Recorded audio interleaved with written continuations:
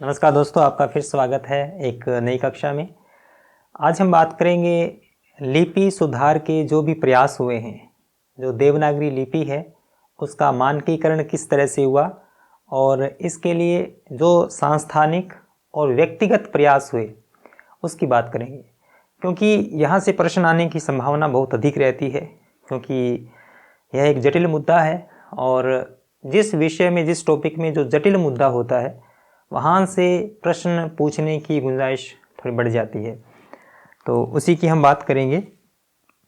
हालांकि जो देवनागरी लिपि के मानकीकरण और हिंदी वर्तनी के मानकीकरण, ये जो दो बातें हैं, यह दरअसल एक ही सिलसिले की बातें हैं, एक ही बिंदु के दो टॉपिक हैं।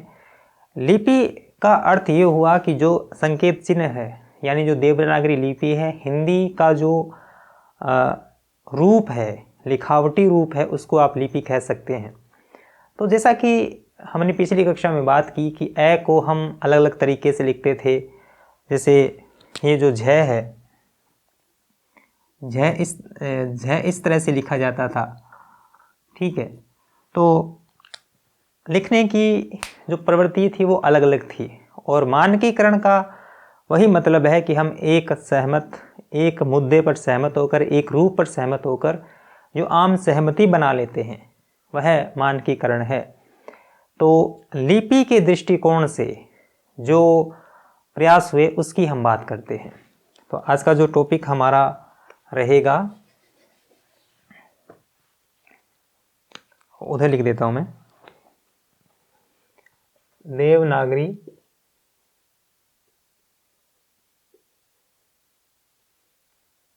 लिपि के मानकीकरण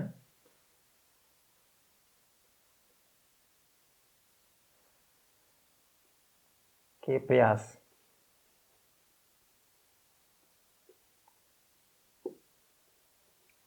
आज का टॉपिक ये है। तो जैसा कि मैंने पहले कहा कि ये जो प्रयास हैं, यह प्रयास व्यक्तिगत स्तर पर भी हुए। जो हिंदी के देवनागरी लिपि के जो जानकार थे, उन्होंने अपने स्तर पर कुछ सुझाव दिए। उन्होंने कहा कि लिपि में फलां फलां परिवर्तन होने चाहिए। जब उन्होंने सुझाव दिए तो कुछ संस्थाएं आई, उन्होंने उन सुझावों पर विचार किया, कुछ परिवर्तन किया, कुछ उनकी जो सिफारिशें थी उसको स्वीकार किया। उसके बाद में सरकार ने उनमें से कुछ सिफारिशों को स्वीकार करके हमारे सामने आज जो हम देवनागरी लिपि का रूप इस्तेमाल कर रहे हैं उसको स्वीकार किया गया है। तो यह जो एक पूरी प्रोसेस है उसको हमें समझना है, और यहीं से प्रश्न बनने की संभावनाएं बनती है। तो जो देवनागरी के मानकीकरण का जो प्रयास हुआ वो दो तरीके से हुआ। जो प्रयास हुए हैं वो एक तो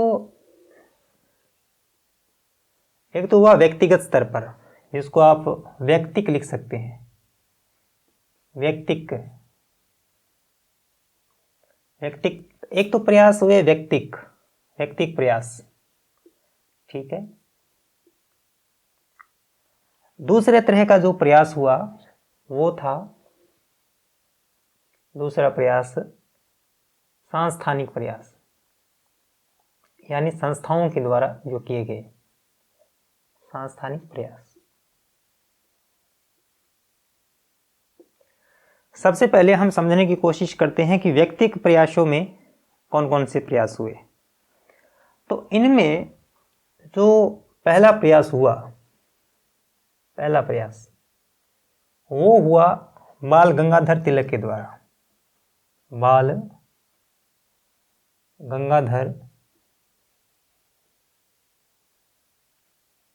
तिलक के द्वारा। उन्होंने दरअसल क्या किया कि ये पहला प्रयास माना जाता है, संभवतः पहला प्रयास। बाल गंगाधर तिलक एक पत्रिका का संपादन करते थे। उस पत्रिका का नाम था केसरी। इन्होंने क्या किया कि अब यहाँ पर मैं लिपि के सुधार की बात कर रहा हूँ, हिंदी का जो हम टेक्स्ट पढ़ते हैं उसकी बात कर रहा हूँ। बाल गंगाधर तिलक ने फ़ॉन्ट बनाए। फ़ॉन्ट आप समझते होंगे, कंप्यूटर के अंदर जब हम लिखते हैं, चाहे रोमन लिपि लिखें इंग्लिश में, चाहे हम हिंदी में लिखें, तो जो शब्द लिखते हैं, तो आज तो अनेक तरह के फ़ॉन्ट चल गए, अलग अलग डिज़ाइन के फ़ॉन्ट आपके सामने आते हैं। सबसे पहले जो बाल गंगाधर तिलक ने फ़ॉन्ट बनाया, उस फ़ॉन्ट का नाम था तिलक फ़ॉन्ट, जो कि इस पत्रिका में भी इस्तेमाल किया गया था। जब ये पत्रिका छपती थी तो तिलक फ़ॉन्ट में छपती थी। तो बाल गंगाधर तिलक ने जो फ़ॉन्ट बनाया था उसका नाम था तिलक फ़ॉन्ट, और इसमें लगभग 190 फ़ॉन्ट इन्होंने बनाए, बहुत ही शुद्धिकरण करके। जो ख़राब थे अक्षर उनका अलग से डिज़ाइन बना के, है ना, कोई किसी तरह से लिख रहा था जय को, कोई किसी तरह से लिख रहा था, तो इन्होंने शुद्ध रूप अपनी तरह से बनाया और लगभग 190 चिन्ह यानी 190 फ़ॉन्ट इन्होंने बनाए। तो ये पहला प्रयास था जो बाल गंगाधर तिलक ने किया, और केसरी पत्रिका में इसका इस्तेमाल किया गया था इन फ़ॉन्ट्स का। हालांकि ये जो फ़ॉन्ट हैं ये आप जब टाइपराइटर में इस्तेमाल करते हैं, चाहे आप टाइपिंग में करते हैं, मैं उन फ़ॉन्ट्स की बात कर रहा हूँ। ये प्रयास बाल गंगाधर तिलक ने किया। तो इसी क्रम में व्यक्तिगत प्रयासों में ही दूसरा प्रयास जो किया गया वो किया गया सावरकर बंधुओं द्वारा। सावरकर बंधु, इन्होंने क्या सुझाव दिया? इन्होंने सुझाव दिया कि जो हम मात्राएं लगाते हैं, जैसे ए, आ, छोटी ई, बड़ी ई, इन्होंने कहा कि इस तरह से मत लिखिए। इनका कहना था कि जो अक्षर है उसको सिर्फ और सिर्फ ए ही रखिए और मात्राएं इसी पर लगाते जाइए। आ, छोटी ई, बड़ी ई, छोटा ऊ, बड़ा ऊ, ए, ऐ। इनके कहने का अर्थ था कि जो 12 खड़ी है वो इसी तरह से लिखी जाए। ये सावरकर बंधुओं की सिफारिश थी, ये इनका एक आइडिया था। ठीक है। जो तीसरा प्रयास हुआ देवनागरी लिपि के विकास में, वो था श्रीनिवास का। श्रीनिवास नाम के एक विद्वान थे। इन्होंने दो बातें कही। एक बात ये कही कि जो महाप्राण व्यंजन है, महाप्राण व्यंजन,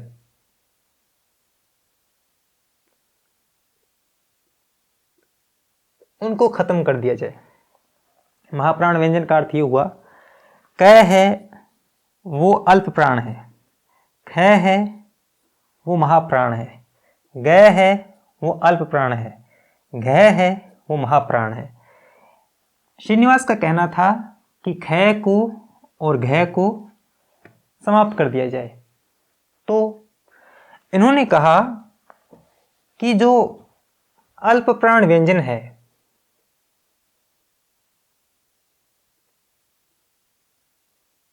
अल्प प्राण व्यंजन, उसके नीचे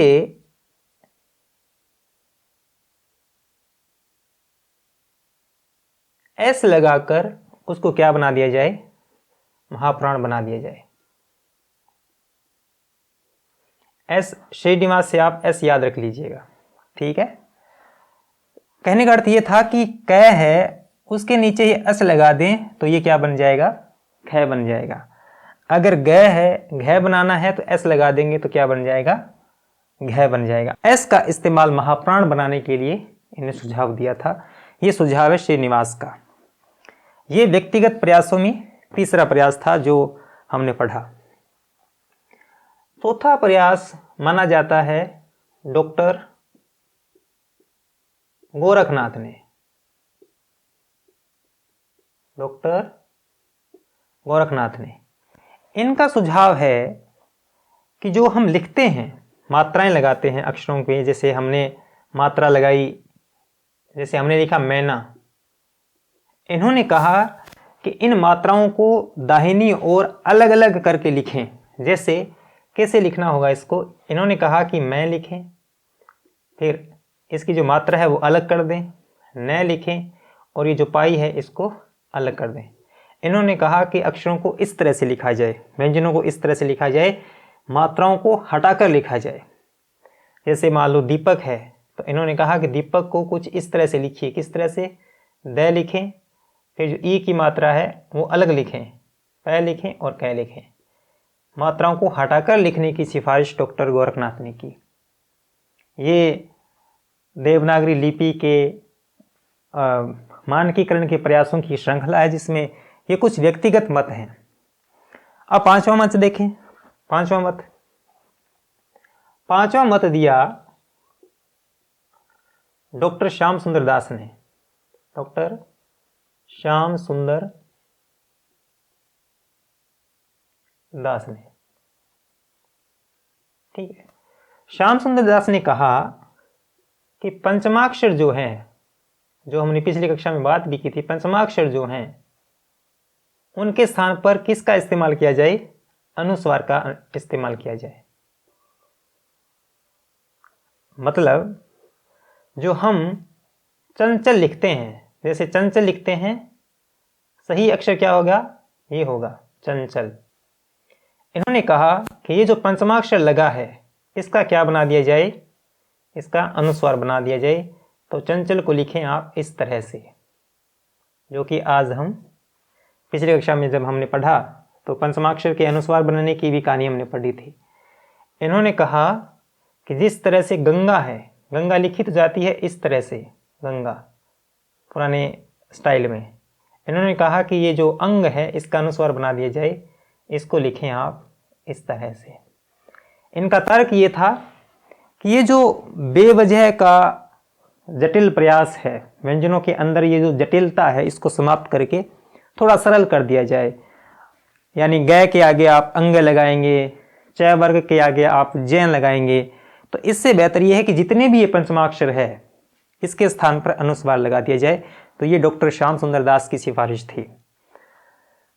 तो देवनागरी लिपि के मानकीकरण के व्यक्तिगत प्रयासों में ये 5 प्रयास आपको विशेष रूप से याद रखने हैं, क्योंकि परीक्षा में बार बार पूछा जाता है।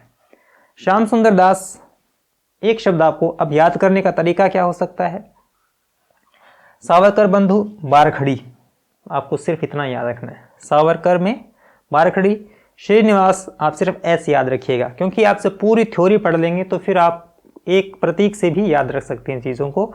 श्रीनिवास को आप ऐसे याद रखिए। गोरखनाथ, जो कि अलबेले व्यक्ति हुए हैं गोरखनाथ, है ना, तो गोरखनाथ कैसी राय दे सकते हैं, कुछ अलबेली ही, है ना, अलग अलग करने वाली ही राय दे सकते हैं। तो नाथों का जो मतलब अपने आप में विरक्त भाव है, तो उसी तरह से आप सोचिए, शब्दों में भी विरक्ति आ जानी चाहिए। तो व्यंजन स्वर से अलग होने का जो भाव है, आप इस तरह से इसको याद रखिएगा। श्याम सुंदर दास अनुस्वार, वो जो कि मैंने आपको बताया ही। बाल गंगाधर तिलक ने फ़ॉन्ट बनाने का विशेष काम किया शुरुआत में। उस फ़ॉन्ट का नाम था तिलक फ़ॉन्ट, और इस्तेमाल किया अपनी पत्रिका में। ठीक है, तो ये कुछ प्रयास हैं, ये आप स्क्रीनशॉट ले सकते हैं अगर आपके लिए ये उपयोगी जानकारी है। अब हम पढ़ते हैं सांस्थानिक प्रयासों के बारे में, तो मैं ये पूरा मिटा देता हूँ।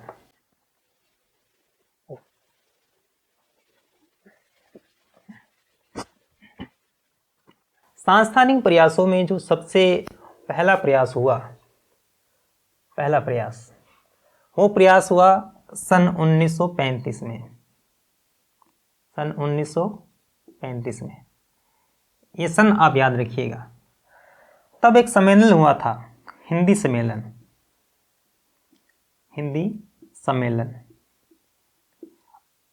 उस सम्मेलन के जो सभापति थे, सम्मेलन के सभापति महान व्यक्तित्व महात्मा गांधी थे।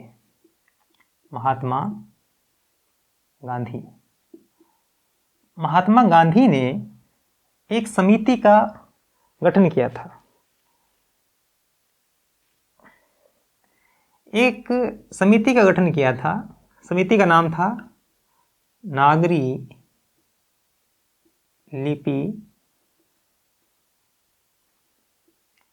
सुधार समिति, क्योंकि देवनागरी लिपि के सुधार की ही चर्चा चल रही है। तो इस समिति की महात्मा गांधी ने सांगठनिक योजना बनाई, इसको संगठित किया गया। इस लिपि के जो संयोजक थे, इन संयोजक का नाम आपको बहुत ही विशेष करके याद रखना है, क्योंकि इनका नाम बार बार पूछा जाता है, बार बार, और यह प्रश्न इतनी बार आया है परीक्षाओं में जिसका कोई तोड़ नहीं है। तो सबसे महत्वपूर्ण तो यही है कि याद आपको रखना है, सन 1935 में हिंदी सम्मेलन हुआ। उस सम्मेलन में सभापति महात्मा गांधी थे। नागरी लिपि सुधार समिति गठित की गई, संयोजक रखे गए काका कालेलकर।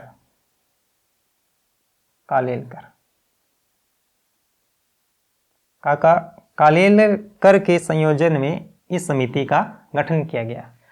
और इस समिति को बनाया क्यों गया था पता है?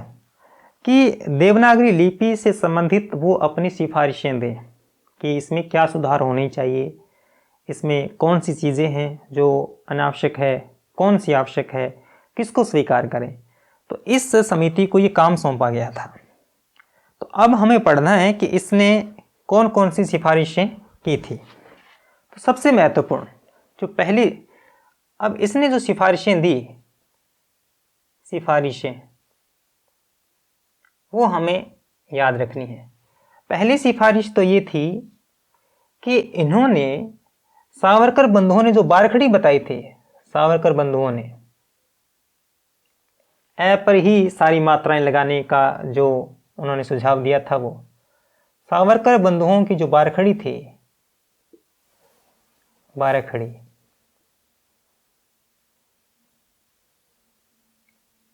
उसको इन्होंने क्या किया, स्वीकृत किया। सावरकर बंधुओं ने जो कहा था ना भी ए पर ही सारी मात्राएं लगनी चाहिए, वो इस समिति ने स्वीकार की। इन्होंने कहा कि देखिए, पहले भय इस तरह से लिखा जाता था, भय, और जो घय है वो, भय है वो इस तरह से लिखा जाता था।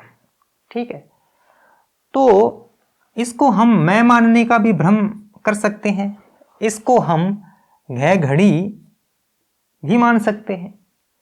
तो लिपि में ये दोष था कि एक ही ध्वनि है, उसको हम दो मान सकते हैं। तो इस समिति ने क्या कहा कि धय के अंदर ये जो घुंडी है ना, ये जो एक घुमाव है, और भय भेड़ के अंदर ये जो घुमाव है, इस घुमाव को कहा जाता है घुंडी। मैंने गलत लिख दिया ना, घुंडी जो कि गुजराती में इस्तेमाल की जाती है। तो इसको क्या है, स्वीकार किया गया, ताकि ये जो भ्रम है ये भ्रम न रह सके। एक तो ये सिफारिश इन्होंने की। तीसरी सिफारिश की, तो संयुक्त व्यंजन जब हम लिखते हैं, संयुक्त व्यंजन, संयुक्त व्यंजन कैसे लिखते हैं हम? जैसे हमने लिखा ट, है ना, जैसे हमने लिखा आधा द, आधा द। इन्होंने कहा कि ये जो ऊपर नीचे लिखने की जो पद्धति है, जैसे ये हमने लिखा इस तरह से आधा द और ध, ये जो ऊपर नीचे लिखने का जो संयुक्त रूप है, जो संयुक्त रूप है, उसको इन्होंने अस्वीकार करके कहा कि हलंत के रूप में लिखा जाए। संयुक्त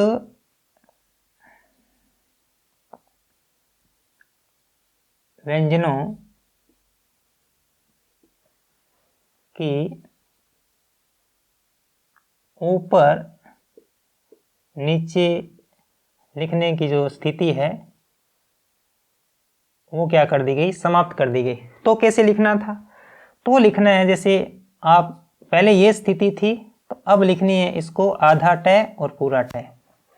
अगर पहले ये स्थिति थी तो अब लिखना है आधा दय, आधा दय और पूरा दय।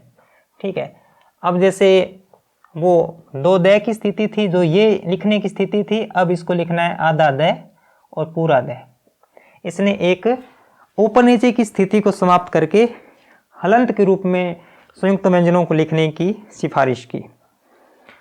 इन्होंने कहा कि जो हम ये शिरोरेखा लगाते हैं, शिरोरेखा जो हम ऊपर लाइन खींचते हैं, इन्होंने लेखन में शिरोरेखा क्या है समाप्त कर दी कि जब आप लिखें तो शिरोरेखा क्या करें, न लगाएं, शिरोरेखा समाप्त कर दी। और मुद्रण में, मुद्रण का अर्थ है प्रिंटिंग, उसमें क्या है स्वीकार की कि जब आप देवनागरी लिपि लिखें तब शिरोरेखा जब आप हैंडराइटिंग करें तब तो आप ऊपर लगाने की कोई आवश्यकता नहीं है, और जब आप प्रिंटिंग करें यानी छापें तब आप शिरोरेखा लगा सकते हैं। तो एक सिफारिश इन्होंने ये की। अब कहाँ तक आ रहा है, मेरे ख्याल से नीचे तक आ नहीं रहा है, तो जो एक सिफारिश और की वो मैं आपको यहाँ लिखा देता हूँ। पांचवी जो सिफारिश इन्होंने की वो ये कि जो हम छोटी ई लगाते हैं, ठीक है, वो तो यथावत रहे, वो इसी तरह से इस तरफ ही रहे, ठीक है, लेकिन बाकी जो मात्राएं हैं वो व्यंजन से अलग लिखी जाए। व्यंजन से, जो डॉक्टर गोरखनाथ ने जो बात की थी, व्यंजन से अलग। छोटी ई की मात्रा यथावत और बाकी जो व्यंजनों की मात्राएं हैं वो अलग। जैसा कि मैंने आपको बताया, जैसे आप पंकज लिखें अगर, तो आपको अनुस्वार हटा के लिखना है, ऐसे लिखना है, ठीक है, इस तरह से, ये लगाने की आवश्यकता नहीं है, जय। अगर आप दीपा लिखें तो आपको इस तरह से लिखना है, जैसा कि मैंने आपको पहले बताया। ये जो मात्रा हटाने का जो डॉक्टर गोरखनाथ ने सिफारिश की थी उसको स्वीकार किया गया। हालांकि ये जो छोटी ई की मात्रा है उसको यथावत रखा गया कि इसको आप वैसे लगा ही सकते हैं, जैसे मान लो पी पर हम लगाते ही हैं इस तरह से। तो सावरकर बंधुओं की जो बारखड़ी थी उसको स्वीकार किया। धय और भय में घुंडी लगाने का भी सिफारिश इन्होंने की। संयुक्त व्यंजनों की जो ऊपर नीचे की जो स्थिति थी, जैसे इस तरह से, वो समाप्त करके इन्होंने कहा कि आप हलंत रूप में आगे पीछे लिखें। लेखन में शिरोरेखा को अस्वीकार किया गया, मुद्रण में स्वीकार किया गया। इसके अलावा ये जो डॉक्टर गोरखनाथ ने कहा वो ये। तो 1935 के अंदर हिंदी सम्मेलन में जो महात्मा गांधी के सभापतित्व में जो एक समिति बनी, नागरी लिपि सुधार समिति, उसके संयोजक काका कालेलकर थे। इन्होंने जो सिफारिश की, इनकी अध्यक्षता में समिति ने जो सिफारिश की वो ये है। तो ये जो पहला प्रयास है संस्थानिक, उसको आपको याद रखना है। अब मैं इसको मिटा देता हूँ अगले प्रयास को जानने के लिए।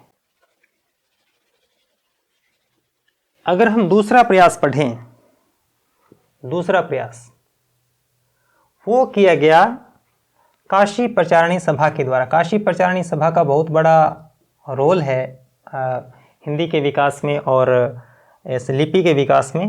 काशी नागरी प्रचारणी सभा,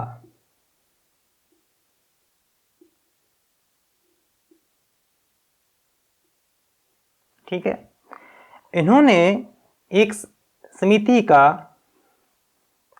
समिति का गठन किया। इन्होंने गठन किया 1945 में, यानी उससे 10 साल बाद। इस समिति का नाम था उससे मिलता जुलता ही, नागरी लिपि सुधार, लेकिन एक आखिर में एक अंतर था। उस समिति का नाम तो नागरी लिपि सुधार समिति था, इन्होंने बनाई उप समिति। ठीक है, तो इतना इन्होंने थोड़ा अलग किया जो हमारे याद करने के लिए काफ़ी अच्छा होगा। इन्होंने क्या किया, जो श्रीनिवास ने एस लगाने का प्रस्ताव दिया था, श्रीनिवास दास ने, उसको इन्होंने क्या किया, अस्वीकार कर दिया। गोरखनाथ ने, डॉक्टर गोरखनाथ ने जो कहा था कि आपको व्यंजनों से मात्राएं हटा के लिखना है, इस उप समिति ने क्या किया, उसको भी अस्वीकार कर दिया। तो जो सिफारिशें व्यक्तिगत रूप से की गई थी, उन 2 सिफारिशों को इस उप समिति ने खारिज कर दिया। अब हम आ जाते हैं सबसे बड़े प्रयास के बारे में। वह प्रयास जो हिंदी भाषा और लिपि के सुधार में सबसे बड़ा साबित हुआ, वो प्रयास था तीसरा प्रयास, जो कि सबसे बड़ा सांस्थानिक प्रयास था, सबसे बड़ा सांस्थानिक प्रयास।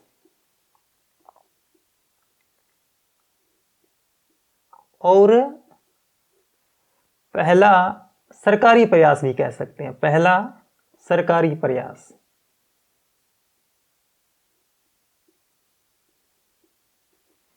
कब किया गया? यह किया गया 1947 में।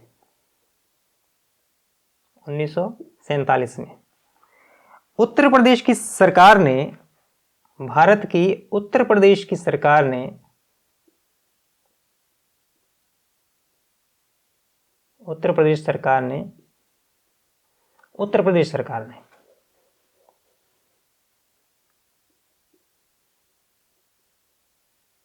एक समिति का गठन किया, समिति बनाई, और उस समिति के जो अध्यक्ष बनाए गए, उन अध्यक्ष का नाम था नरेंद्र देव।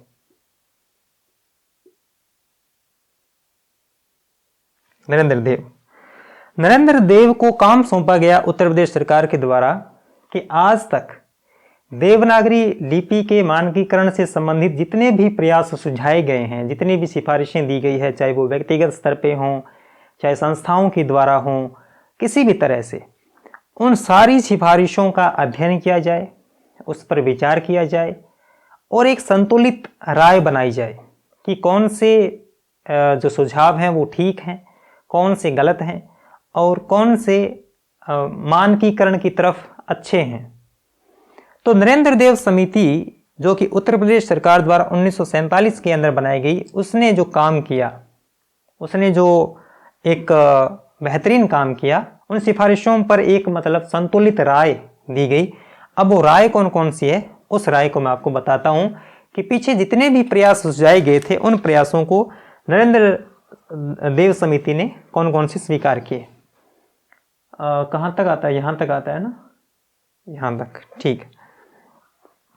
तो जो नरेंद्र देव समिति ने जो सुझाव दिए थे, उनमें पहला ये था कि जो बारखड़ी सुझाई गई थी, ए वाली, उसको इन्होंने बारखड़ी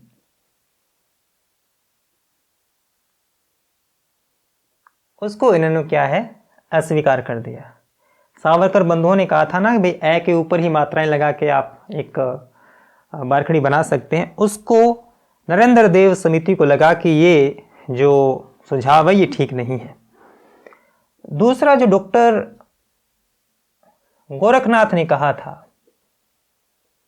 कि व्यंजनों से मात्राओं को हटा के लिखा जाए, उसको भी इस समिति ने अस्वीकार कर दिया गया। और सामान्य सी बात थी, जब हमारे पास ऊ के लिए अलग आकृति है, हमारे पास ई के लिए अलग ध्वनि चिन्ह है, तो हमें ए पर ही मात्राएं लगाने की आवश्यकता है नहीं, क्योंकि हमारे पास जानबूझ के भ्रम रचने की कोई गुंजाइश नहीं थी। तो ए वाली बारखड़ी को भी इन्होंने अस्वीकार कर दिया।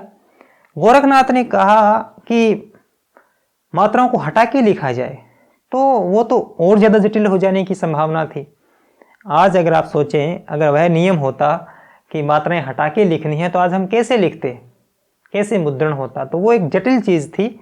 उस सिफारिश को भी नरेंद्र देव समिति ने अस्वीकार कर दिया। जो डॉक्टर श्याम सुंदर दास ने जो कहा था क्या कहा था अगर आपको याद हो, अनुस्वार लगाने का, अनुस्वार, कि आप पंचमाक्षर पर क्या लगाएं, अनुस्वार लगाएं। इस समिति ने क्या किया, उसको स्वीकार कर दिया। यानी ये अस्वीकार किया, ये अस्वीकार किया, डॉक्टर श्याम सुंदर दास की जो सिफारिश थी अनुस्वार लगाने की, उसको क्या है, स्वीकार किया गया। इन्होंने जो शुरुआत के अंदर जो प्रयास था कि जो संयुक्त व्यंजन है वो ऊपर नीचे न लिखे जाएं, हलंत के रूप में लिखे जाएं, जो सुधार समिति थी 1935 वाली, है ना, जो समिति थी, उसकी जो एक सिफारिश थी संयुक्त व्यंजनों के लिए, संयुक्त व्यंजनों के लिए, उसको क्या किया गया, स्वीकार किया गया। इन्होंने कहा कि जो ऊपर नीचे लिखे जाते हैं उसको तो हलंत के रूप में लिखे जाएं, हलंत के रूप में, ठीक है। और जिनमें पाई लगती है, जैसे मैंने लिखा ख्याति, है ना, ख्याति लिखा, तो इसमें आधा क्या है, ख है। तो इन्होंने कहा कि इस ख की जो पाई है इसको हटाकर ही ख्याति बना दिया जाए। तो ये तो हालांकि ऊपर नीचे है ही नहीं, ये तो साइड में ही है। तो इन्होंने कहा कि इसको इस तरह से लिखने की आवश्यकता नहीं है, यानी ख्याति लिखने की आवश्यकता है नहीं, इसको क्या है, पाई हटा के आप लिख सकते हैं। तो हलंत तो उनमें लगाना है जो ऊपर नीचे है, संयुक्त व्यंजन, और जो पहले से ही बराबर है तो उनकी पाई, जिनकी पाई है उनकी पाई हटाकर आप संयुक्त व्यंजन बना सकते हैं। और पाई हटाकर एक बनाया इन्होंने पाई हटाकर, ठीक है। एक सिफारिश इन्होंने ये की, इन्होंने कहा कि शिरोरेखा का क्या किया जाए, प्रयोग किया जाए, शिरोरेखा। इन्होंने तो कहा था, जो सिफारिश आई थी, शिरोरेखा हटा दी जाए, तो हटानी नहीं है। इन्होंने शिरोरेखा के इस्तेमाल की सिफारिश की कि हाँ शिरोरेखा होनी चाहिए, वरना तो मतलब शब्दों को बांधें कैसे अगर शिरोरेखा ही न हो। अब आप सोचिए, अगर मैं कोई वाक्य लिखूं, कमल खेत जाता है, और मैं कह दूं कमल खेत जाता है, अगर शिरोरेखा ही न हो तो आप कैसे, किस शब्द को आप इस शब्द को मानेंगे, या मतलब खेत को, जाता को आप किस तरह से डिफाइन कर पाएंगे। तो शिरोरेखा इसलिए ज़रूरी है ताकि शब्दों का, वाक्य की विन्यास का हमें ठीक तरह से पता चल सके, ठीक है। और कुछ शब्दों को इन्होंने माना, मैं ये मिटा देता हूँ, ठीक है। पांचवी जो इन्होंने कहा, और हालांकि हमने पिछली कक्षा में भी जिक्र किया था इस बात का, कि पहले ए जो इस तरह से लिखते थे, इस तरह से कुछ, इस समिति ने कहा कि ए को हम इस तरह से लिखेंगे, ठीक है। इन्होंने कहा कि जो ध इस तरह से लिखा जाता है, इसको इस तरह से लिखेंगे, ठीक है, ये मान्य होगा, ये मान्य होगा, ठीक है। जो भय इस तरह से लिखा जाता है, उसमें घुंडी दी जाएगी, उसको स्वीकार किया गया, इस तरह से लिखा जाएगा। जो झ इस तरह से लिखा जाता है, उसको इस तरह से लिखा जाएगा। ये वही बातें हैं जो मैंने पिछली कक्षा में बात की थी, लेकिन दो चीज़ों में मतलब यहाँ पर डिफरेंस है, इसको आप पकड़िएगा। नरेंद्र देव समिति ने कहा कि जो क्षय इस तरह से लिखा जाता है, क्षय, इसको इस तरह से नहीं लिखना है, बल्कि इस तरह से लिखना है। कैसे? इस तरह से। ये दो महत्वपूर्ण है। इन्होंने कहा कि जो त्रय इस तरह से लिखा जाता है, वो इस तरह से नहीं, बल्कि तय में रह लगा के लिखना है।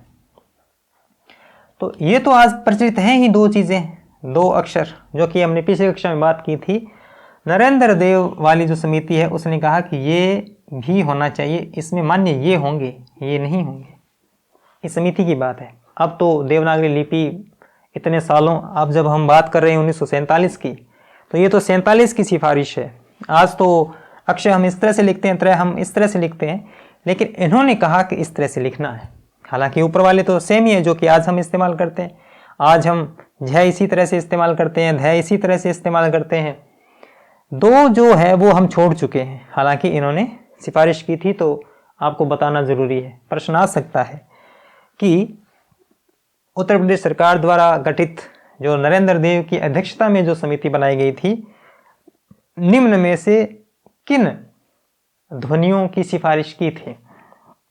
तो हो सकता है कि ये दे दें, ये दे दें, ये दे दें और एक ये दे दें। तो आप सोचेंगे कि ये तो हो ही नहीं सकता, क्योंकि आज तक हम लिखते ही नहीं हैं। तो हम या तो इसमें मात खा जाएंगे, या जो आज हम इस्तेमाल करते हैं इन दिनों में, उनमें हम करने की आवश्यकता महसूस करेंगे। तो ये समझिएगा कि यहाँ पर थोड़ा मतलब अलग तरीके की सिफारिश है कि इस तरह से लिखना है, इस तरह से नहीं लिखना है, ये आप याद रखिएगा। तो ये यूपी सरकार जो एक सांस्थानिक प्रयास था वो किया गया। अब यहाँ पर दिलचस्प बात क्या है, इन सिफारिशों पर 1953 में हिंदी प्रदेश, जहाँ जहाँ हिंदी बोली जाती है, जो भी राज्य है, उन हिंदी प्रदेशों के जो शिक्षा मंत्री हैं वो बैठे, उन्होंने विचार किया, इन सिफारिशों का मूल्यांकन किया कि कौन सी सही है, कौन सी गलत है। तो इन शिक्षा मंत्रियों ने 2 सिफारिशों को जोड़ा इसमें कि भाई 2 ये और हों, ठीक है, 2 सिफारिशों को जोड़ा। पहली सिफारिश ये जोड़ी कि ये जो हम छोटी ई लगाते हैं बाईं ओर, जैसे दिल लिख लीजिए आप, है ना, दिल्ली लिख लीजिए आप। तो इन्होंने कहा कि ये जो मात्रा जो हम बाईं ओर लगाते हैं, इसको बाईं ओर न लगा के दाईं ओर ही लगाएं, लेकिन बड़ी ई में छोटी ई में भेद करने के लिए ये जो पाई है, ये जो पाई है इसको छोटा कर दें, ठीक है। यानी छोटी ई में छोटी पाई होगी और बड़ी ई में पूरी हो जाएगी। तो एक तो सिफारिश इन्होंने ये की कि जो छोटी ई की मात्रा है वो बाईं ओर न होगी, दाहिनी ओर हो, लेकिन बड़ी में और छोटी में अंतर करने के लिए इसकी जो पाई है ये आधी कर दें और इसकी पूरी कर दें। एक सिफारिश तो इन्होंने ये की। दूसरी सिफारिश शिक्षा मंत्रियों के इस संगठन ने या इस संघ ने की कि जो ख हम इस तरह से लिखते हैं, इसको इस तरह से लिखा जाए, ताकि ये जो रव होने का भ्रम है, रव, उस भ्रम को मिटाया जा सके। इसलिए ख इस तरह से लिखा जाए, इस तरह से न लिखा जाए, ताकि ये जो र है इसको मिला दिया जाए, ताकि एक नया एक अक्षर बन जाए। तो ये जो 2 सिफारिशें हैं ये की गई। इस सिफारिश का बड़ा विरोध हुआ कि भाई ये क्या, जब हम दिल इस तरह से लिख ही रहे हैं तो फिर ये जानबूझ के भ्रम की स्थिति, मतलब किसी का डंडा नीचे आ ही जाए, है ना, हम जब पाई लगाएं तो पाई थोड़ी और नीचे चली जाए तो ये तो बड़ी हो जाएगी। ये मतलब सिफारिश काम की नहीं है। इसका बड़ा विरोध हुआ और इसको क्या है, स्वीकार कर लिया गया, ठीक है, इसको स्वीकार कर लिया गया। तो ये जो सारी सिफारिशें हैं, इसका अस्वीकार करने के बाद में इन सिफारिशों को भारत सरकार के द्वारा स्वीकार कर लिया गया। अब ये स्वीकार कब कर लिया गया? भारत सरकार के द्वारा। भारत सरकार के द्वारा क्या कर लिया गया? स्वीकार कर लिया गया। कब? 1955 में, ठीक है। भारत सरकार का एक मंत्रालय है, शिक्षा मंत्रालय, उसने, शिक्षा मंत्रालय ने एक विभाग है शिक्षा मंत्रालय के अंदर, उस विभाग का नाम है केंद्रीय हिंदी निदेशालय, जिसकी हमने बात की थी। ये सारी सिफारिशें स्वीकार करने के बाद में हिंदी का जो मानकीकरण है उसका, हालांकि ये बना था 1960 में, ये काम सौंपा गया था इसको कि आपको मानक जो देवनागरी लिपि है, मानक जो हिंदी की वर्तनी है, उसको तय किया जाए। तो सबसे पहले 1966 में इसने 1966 में देवनागरी लिपि, मानक देवनागरी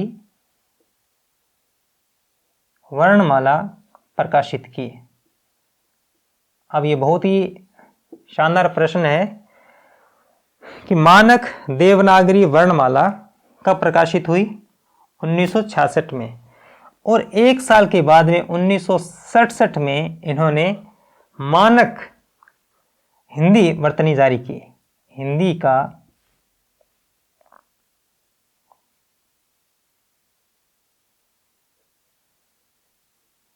मानकीकरण।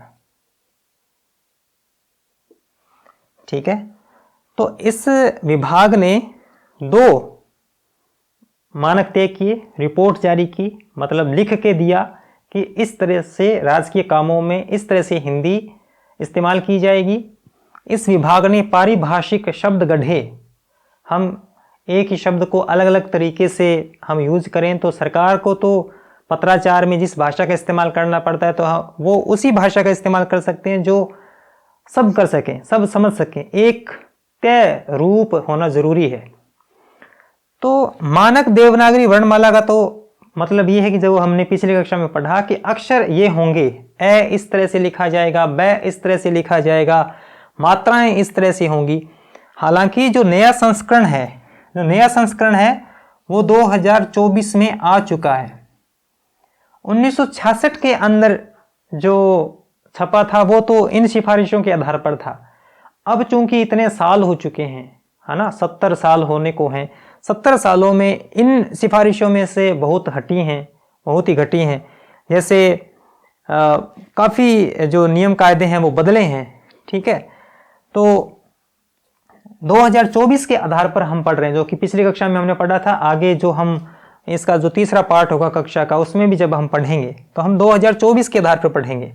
लेकिन पहली बार मानक देवनागरी लिपि वर्णमाला का जो प्रकाशन हुआ, जो हिंदी वर्तनी का मानकीकरण हुआ, वो 1966 और 1967 में हुआ। मानक देवनागरी का मतलब ये है कि जो टेक्स्ट है, ए कैसे लिखना है, ब कैसे लिखना है, मात्राएं कैसे लगानी है, पंचमाक्षर का अनुस्वार बनेगा या नहीं बनेगा। वर्तनी का मतलब ये है कि हिंदी की जो स्पेलिंग है, शब्दों की जो स्पेलिंग है, अंग्रेजी में अगर हम कहें, वर्तनी शुद्ध कौन सी होगी, अशुद्ध कौन सी होगी, वो एक दूसरा भाग है, वो जब हम आगे पढ़ेंगे। लेकिन ये 2 प्रकाशन हुए। ये केंद्रीय हिंदी निदेशालय द्वारा किया गया शिक्षा मंत्रालय के तहत, और भारत सरकार ने 1955 में ये सिफारिशें सबसे पहले स्वीकार की। राहुल सांकृत्यायन कहते हैं, क्योंकि कथनों के बारे में भी परीक्षा में पूछा जाता है। राहुल सांकृत्यायन जो कि भाषा विज्ञानी थे, भाषा के जानकार थे, कवि थे, घुमक्कड़ थे, यात्री थे। उन्होंने कहा कि देवनागरी लिपि दुनिया की सबसे समृद्ध वैज्ञानिक लिपि है। इसकी जो ध्वनियाँ हैं, इसकी जो व्यवस्था है वो पूरी वैज्ञानिक है। भोलानाथ तिवारी कहते हैं कि देवनागरी लिपि ही भारत को आपस में जोड़ सकती है, भारत की भाषाओं को आपस में जोड़ सकती है। तो विद्वानों के इसके बारे में ये मत हैं। और देवनागरी लिपि मानकीकरण के प्रयासों में ये व्यक्तिगत और सांस्थानिक प्रयास थे। जो नया संस्करण है वो 2024 का है, लेकिन यहाँ से ये छपना शुरू हुआ। जैसे जैसे विद्वानों ने नए शब्दों को गढ़ा, नए शब्दों को बताया, वो इन प्रकाशनों में आते गए। जैसे कि मराठी की ळ ध्वनि है वो अभी स्वीकार की गई इन्हीं सालों में। तो इस तरह के परिवर्तन, भाषा क्या है, एक प्रवाह है, एक बहाव है।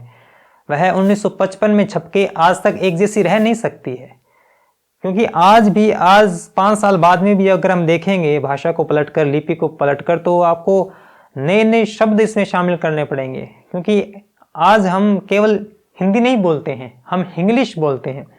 कितने ही अंग्रेजी के शब्द भाषा में आ गए हैं, कितने ही शब्द टूट फूट कर नए शब्द बन गए हैं। तो उनको भी हिंदी में स्वीकार करना होता है और उनका मानकीकरण होता है, भाई हाँ इसको हम मान रहे हैं, मान्यता दे रहे हैं।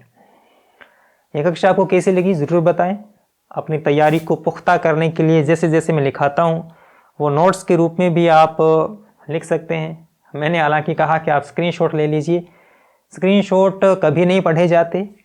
स्क्रीनशॉट लेके आप हाथों हाथ अगर किसी आपकी नोटबुक में उतार लें वो तो अलग बात है, लेकिन स्क्रीनशॉट्स पढ़े नहीं जाते, ये आप मान के चलिएगा। सबसे वो कहते हैं तैयारी के अंदर व्यर्थ प्रयास है वो।